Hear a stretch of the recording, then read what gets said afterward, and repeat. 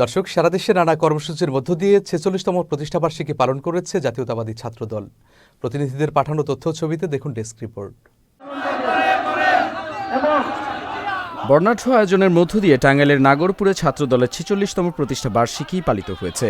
আজ সকালে নাগরপুর সরকারি কলেজ মাঠ থেকে একটি র্যালি বের হয়ে উপজেলা সদরের বিভিন্ন গুরুত্বপূর্ণ সড়ক প্রদক্ষিণ করে। চাঁদপুরের মতলব উত্তর উপজেলায় জাতীয়তাবাদী ছাত্রদলের ৪৬তম প্রতিষ্ঠা বার্ষিকী উপলক্ষে বর্ণাঢ্য শোভাযাত্রা ও আনন্দ র্যালি অনুষ্ঠিত হয়েছে। সকালে ছেঙ্গারচর থানা রোড থেকে র্যালিটি বের হয়। বাংলাদেশ জাতীয়তাবাদী ছাত্রদলের ৪৬তম প্রতিষ্ঠা বার্ষিকী উপলক্ষে ভোলার দৌলত খানে ছাত্র সমাবেশ অনুষ্ঠিত হয়েছে। বিকালে দৌলত খান মধ্য বাজারে উপজেলা পৌর ও কলেজ ছাত্রদলের আয়োজনে সমাবেশ অনুষ্ঠিত হয়।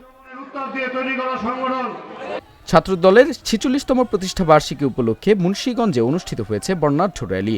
বৃহস্পতিবার বেলা ২:৩০টার দিকে জেলা ছাত্রদলের সাধারণ সম্পাদক জাহিদুর রহমান জামালের নেতৃত্বে শহরের পুরাতন বাস স্ট্যান্ড এলাকা থেকে র্যালিটি বের হয়। বাংলাদেশ জাতীয়তাবাদী ছাত্রদলের ৪৬তম প্রতিষ্ঠা বার্ষিকী উপলক্ষে কুমিল্লার মনোহরগঞ্জ উপজেলার নাথের পেটুয়া ইউনিয়ন ছাত্রদলের উদ্যোগে স্থানীয় ডিগ্রি কলেজ মাঠে আলোচনা সভা ও সাংস্কৃতিক সন্ধ্যা অনুষ্ঠিত হয়েছে। দীপু নূর, চ্যানেল এস নিউজ ডেস্ক।